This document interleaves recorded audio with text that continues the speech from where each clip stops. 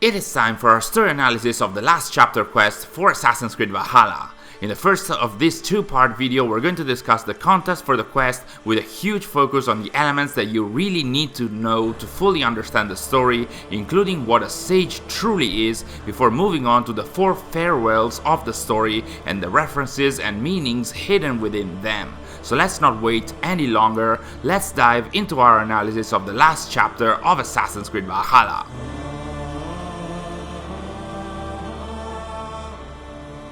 So let's start discussing the last chapter, the epilogue to Eivor Varinsdottir's story as a whole. After 2 years of post-launch content with,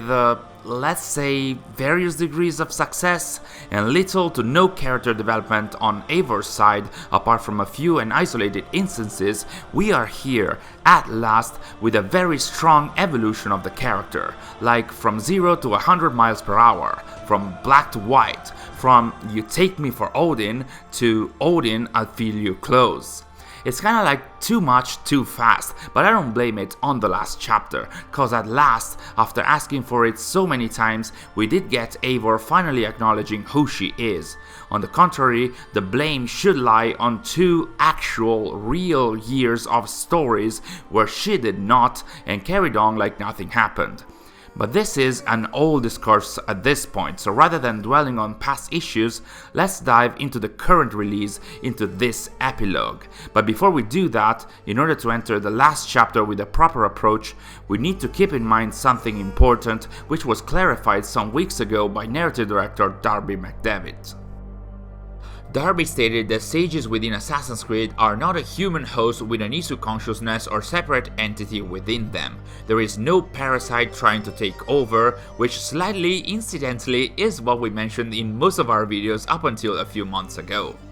Instead, sages are humans that contain the memories, not the consciousness, the memories of an Isu that lived 75,000 years prior and uploaded them through a machine like the one we saw in the Animus Anomalies cutscene in Valhalla. More specifically, as it was explained since they were introduced in Assassin's Creed 4 Black Flag, sages are born as normal humans, developing the same physical traits as the Isu connected to them, but with no access to their ancestral memories. They grow up in their time as product of all the contingencies of that time, like everyone else, and only at a certain age they start having visions that are actually glimpses of the memories of their respective, let's call it original Isu. For example, Eivor started having her vision based on Odin's memories at 25 years of age, the sage Tom Kavanagh from the bottled messages in Black Flag started with his visions at 4 years of age, and Elijah, Desmond's son, was already fully aware of being a sage at 12 years old, meaning he started with his vision earlier than that. This is where the sage's internal struggle begins and continuously grows, but it's not a clash between 2 consciousnesses or souls according to Darby. Rather, the human is presented with another way of being, a different approach to life that the original Isu had, and the more different it is from that of the human, the stronger their internal conflict. Think of how differently Eivor was prone to make decisions for her family, for her people, and for her clan compared to Odin's goals of power, glory, and self-preservation. Think of the calm, just, and humble Tyr compared to Sigurd's self-aggrandizing approach, which was even fueled by Basim. And of course, think of Basim himself and imagine the young thief turned into a supposedly devoted hidden one compared to Loki's continuous need for revenge on Odin. It is this internal conflict that lays at the core of what sages are, according to Darby's clarification. Rather than struggling with a different consciousness, they are struggling with themselves, or to be more precise, an earlier version of themselves. And this conflict may tend to escalate the more the human is presented with a different way of being than the one they are used to the point where, willing or unwilling, the human has to necessarily choose whether to embrace it or reject it. Or maybe choose a different way, as we'll see in the second part of this video. Following the 3 examples we saw earlier, after being prompted to follow in Odin's footsteps at the end of pretty much every single narrative arc, Eivor chooses to reject Odin's ways. She chooses everything else over the power, wisdom, and glory that his approach provides, and thus continues on her more human path oriented towards her clan and her people.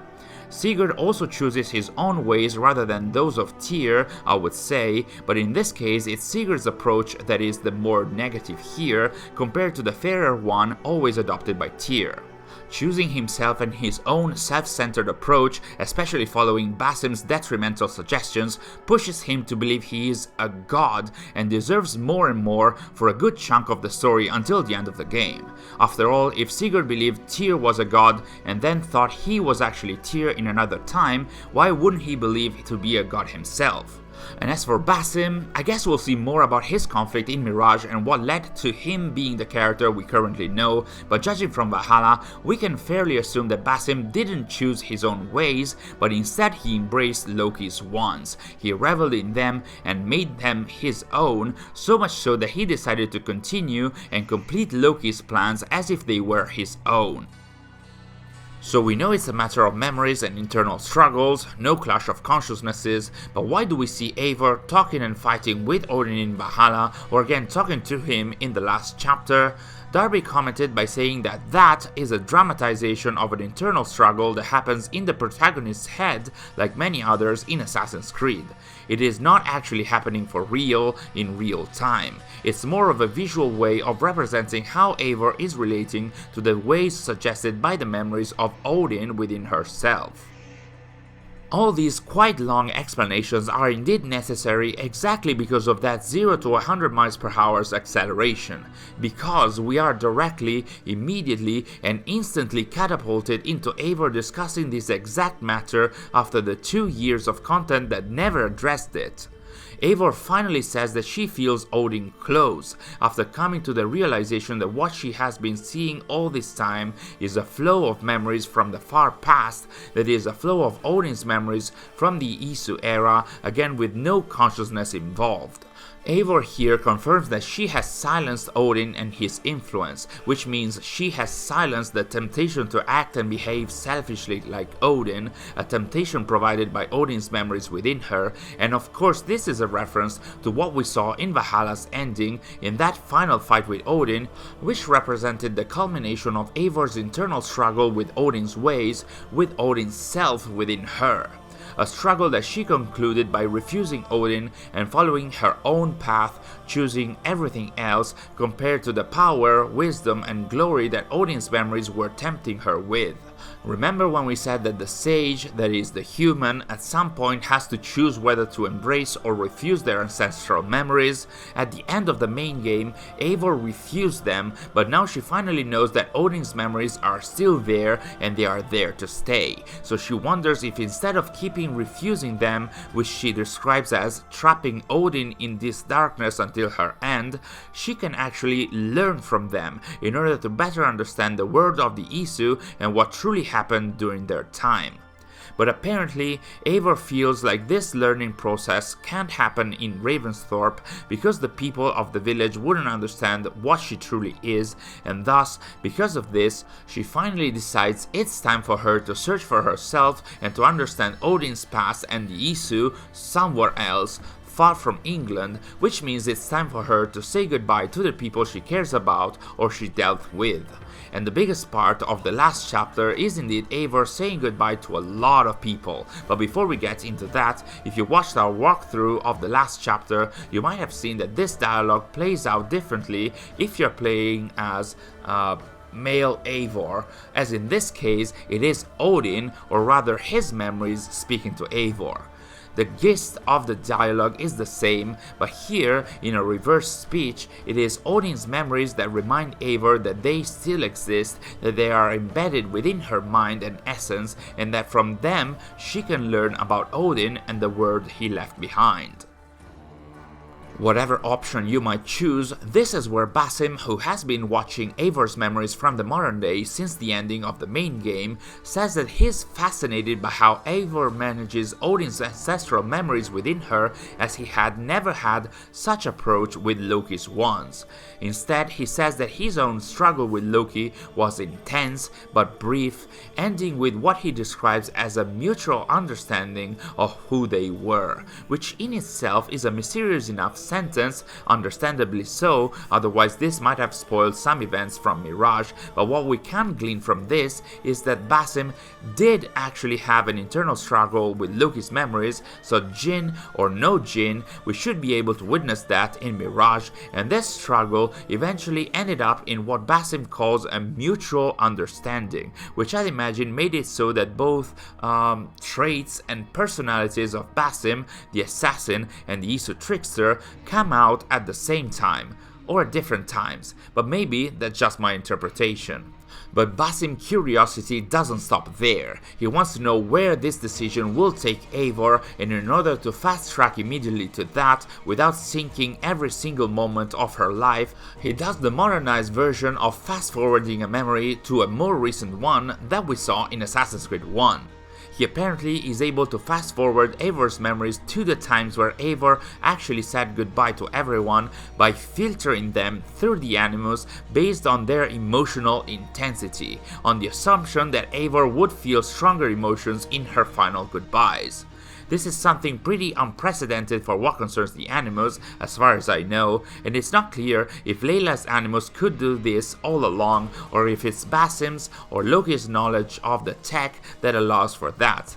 Whatever the case, we got a bit of Animus magic, so I can't complain, and it does make sense too, while also mainly acting as a story trick to allow players to go back to the open world once they are done with the last chapter. In fact, the farewells that we are seeing in the last chapter take place several years after the events of the main game and some of the DLCs as well, and we'll see how many in a moment. Thus, in order to make this narrative trick work, in order to start every goodbye sequence, we need to find a memory fragment that allows Basim to fast track Eivor's memories to the moment he wants to see, and there are even some small scenes that showcase that, as we'll see.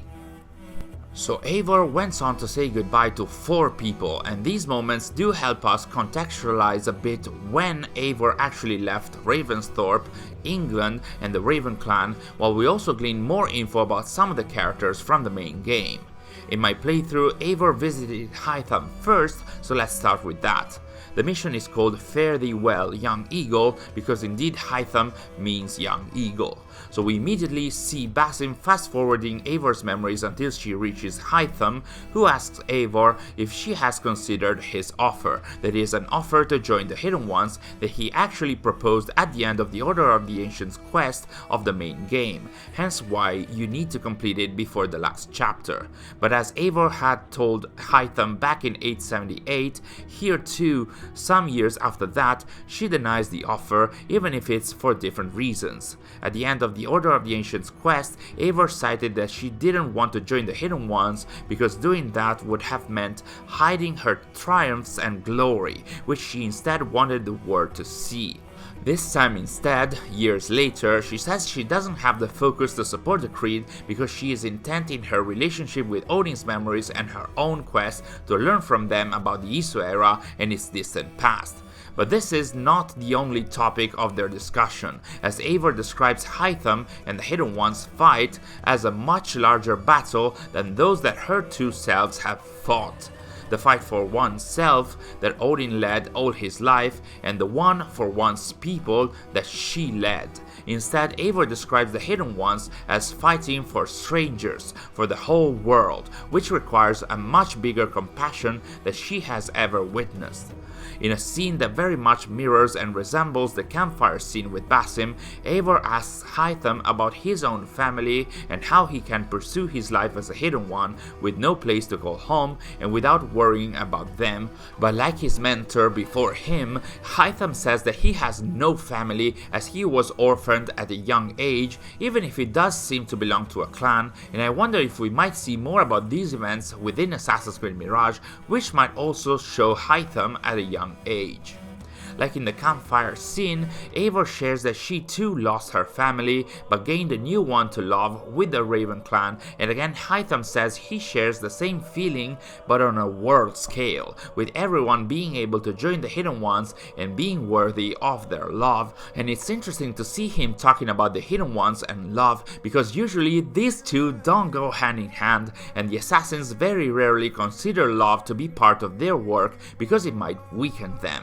with a few notable exceptions, like Altair's reformation, which allowed parents and children within the Brotherhood to love each other without being separated as it was the custom before that, and Ezio's famous mention of love in his letter to his wife Sophia right before dying. But this is also where the most wholesome scene of the entirety of the last chapter comes into play, and it's all because of an animation, because of a glance. Hytham says that maybe it is this lack of family and support that pushed him towards the Hidden Ones, who treated him as a son, and that is where Basim, in the modern day, who has never seen this scene because by now he is hanging from the Yggdrasil device, he sees this for the first time and smiles in such a human way when Hytham says he was treated as a son because he reciprocally feels like he treated him as a son as well. Or maybe he was his secret son. Who knows? What matters is how humanely Basim is portrayed here,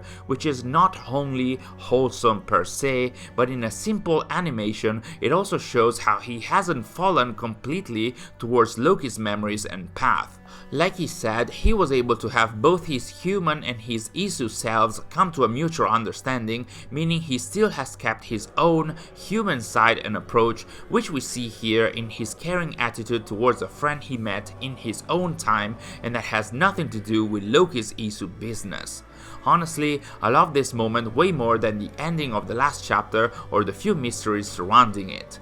Anyway, Eivor and Hytham do pay their farewells, but not before we get to see that Hytham has been actively recruiting and training some of the villagers of Ravensthorpe as part of the Hidden Ones in his attempt to rebuild the Brotherhood's foothold in England. Whereas he failed with Eivor, he succeeded with Elrich, the son of Alvida from the Essex Ark, Youngly the merchant, Rowan the stable master, and Tovi the barber and tattooist. In all, that's what we can glean from Hytham's farewell, so let's move on to the second person Eivor got to meet in my playthrough, that is King Aelfred of Wessex, who came back to Winchester after fleeing to Athelney in 878, as we saw at the end of the Order of the Ancient quest in Valhalla. In such quest, we found out that Aelfred was the leader of the Order of the Ancients branch in England, and he himself had secretly helped Eivor and the Hidden Ones to destroy it from within, as its members were way more oriented towards revering the Isu and finding out more about them, rather than dedicate themselves to the Christian god and religion. Aelfred had the Order of the Ancients in England destroyed so that he could finally have a new, universal and divine order emerge from its ashes. Of course, we're talking about the birth of the Templar Order, and I was hoping to see more about this reformation when Eivor came to pay her farewells, and while we did get some breadcrumbs, sadly we didn't see too much in that regard. Again, we start this sequence with Basim fast-tracking Eivor's memories and having to adjust the timing to get the exact moment he wants to see. So Eivor finds Aelfred back in control in Winchester many years after the events at the end of the main game. After the Battle of Chippenham that was shown at the end of the Hampshire arc of the main game, which saw Aelfred flee to Athelney, and I shall say after the Battle of Edgington that the game didn't really show, which saw Aelfred winning a decisive victory against Guthrum, Aelfred had the Vikings surrender, the terms of which also included Guthrum being converted to Christianity, being baptized, and finding a new name and life as Aethelstan, the King of East Anglia. This chunk of history was even showed in the Discovery Tour mode of Assassin's Creed Valhalla in the A Barter for Peace quest, which provides some additional backstory for what we're seeing in the last chapter. In fact, in the last chapter we do see Guthrum newly baptized as Aethelstan after he has been pushed back to East Anglia, and right when he and Aelfred are about to sign a treaty, which Aelfred mentioned in the last chapter, called the Treaty of Aelfred and Guthrum, aimed at setting the lasting peace terms between the two kings. Said treaty is believed to have been signed between 878 and Guthrum's death in 890, so that helps us contextualizing the last chapter even more. In the same way, Aelfred has summoned Eivor in the hopes of signing a treaty with her, placing her officially as the ruler of all the lands northeast of Ravensthorpe in exchange for her allegiance to the Christian religion as it happened to Guthrum, but also to the new order he has been creating. So as Hytham tried to recruit Eivor within the Hidden Ones, Aelfred tries to recruit her into the Templars, and while Hytham's speech got a wholesome reaction by Basim, this talk of the Order and the Templars gets an irritated reaction by Basim, and this, once again, is important especially in defining who he is, this time with regards to the Assassins versus Templar conflict, which is explored even more within the last chapter, as we'll see in the second part of this analysis. But the answer is always the same. Eivor is saying no because she has other, more otherworldly concerns to think about, but she does answer in a peculiar way, giving Aelfred back the same cross artifact that he gave her during the Winchester arc of the main game as a reward for killing 3 members of the Order of the Ancients that were poisoning the city, along with it being a symbol of an offer of living there as a Christian or die as a pagan. So giving this cross back to Aelfred several years after that is another way of refusing his proposal, even though she states it's not a declaration of war, rather she is much busier with something else, a search for herself, or shall we say her other self, that will eventually lead her away from England altogether. The following goodbye, at least in my playthrough, would entail Guthrum, the former leader of the Great Heathen Army that Eivor met multiple times in the main game, including the final battle at Chippenham. Once again, Basim fast forwards Eivor's memories to the proper time, and we see different moments where the huge Viking ship symbolizing the Danes' control in Norwich and East Anglia is replaced by this huge cross that represents Guthrum's submission to Christendom. In fact, at this point, when Eivor reaches him, as we discussed earlier, he has already been defeated, he has been baptized as Aethelstan, and has pledged to Aelfred while keeping the throne of East Anglia. Guthrum also mentions that he and Aelfred have forged a lasting peace where he kept East Anglia and Aelfred took West Mercia, while they are currently discussing the fate of East Mercia and the north of England, which once again places us right before the definition of the Treaty of Aelfred and Guthrum. The Guthrum we see here is also very much convinced of his new life. He does seem to believe in his new religion and God, especially because that allowed for the Danes to remain in England, for better or worse, something that Eivor doesn't seem to accept, as this requires submission to the Christians. So once again, Eivor pays her goodbyes, saying that she doesn't have enough time or focus for the new gods, and making jokes about her bond with Odin, which brings us to the fourth and final farewell taking place in Norway. Here, Eivor decides to greet for one last time Harald Fairhair, the king of Norway and sage of the Isofreyr, who took over at the start of Valhalla's main game and whose actions, along with many other reasons, pushed Eivor and her brother Sigurd to seek a better life in England at the beginning of 873 AD. So we see Basim fast-forwarding Eivor's memories within Harald's longhouse. We see him for a moment talking with his uncle Guthrum the Wise before we actually reach the memory Basim is supposed to watch. Here Eivor is joined by Sigurd and says that they have been away 12 to 13 years, which helps us greatly in defining when these farewells are taking place. Considering that the last time Eivor and Sigurd saw Harald in Norway was at the end of 872 and that they left for England at the start of 873, if we add 12 or 13 years to that time period, we can surmise that the last chapter, or at least its farewell memories,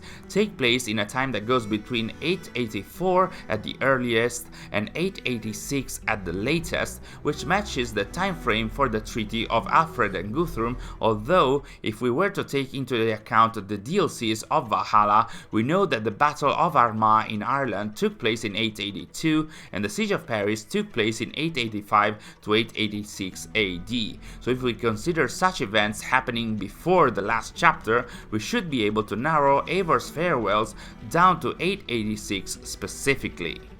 Anyway, Eivor and Sigurd meet Harald, and he is more welcoming than when the two left, so much so that he's showing them his plans for Iceland, and more specifically to protect the land already owned by their friend Ingólfr, and especially his new settlement. The reference here should be to Ingólfr Arnarsson, who is commonly recognized as the first permanent Norse settler of Iceland and who founded and built the settlement of Reykjavik in 874 AD.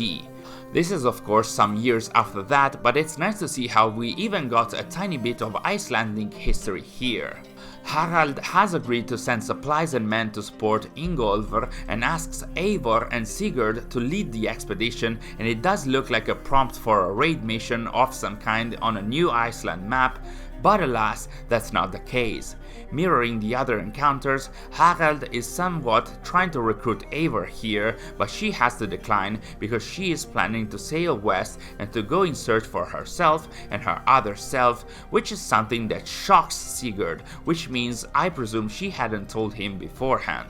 But before she leaves, she sets on spending the night with Sigurd and Harald, telling stories from a distant past, and when asked how distant, she points at the mark on her neck, or shall we say the scar on her neck, meaning she wants to share stories of their experiences as sages, memories from the Isu era, and so on. But while it seems like Eivor and even Sigurd know what she's talking about, that the mark of the neck is a remnant of the procedure used by the Isu to create the Asgardian or Aesir sages, Harald seems to be initially unaware what she's talking about, but then sort of comes to the realization? I'm not too sure, but it's pretty interesting to know that at the end of the scene, for a brief moment, we technically have 4 sages in the same room.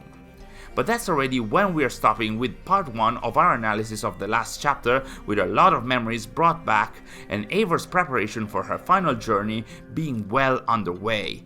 Join us in the second part of this analysis, where we are going to witness Eivor's goodbye to the Raven clan, or lack thereof, the plot twist involving William Miles and Basim in the modern day, the potential appearance of an unsolved mystery, and the ending of the last chapter itself. And if you can't wait for that, you can check our walkthrough of the entire quest that we have recently uploaded to the channel. Thanks for watching, and I'll see you in our next video.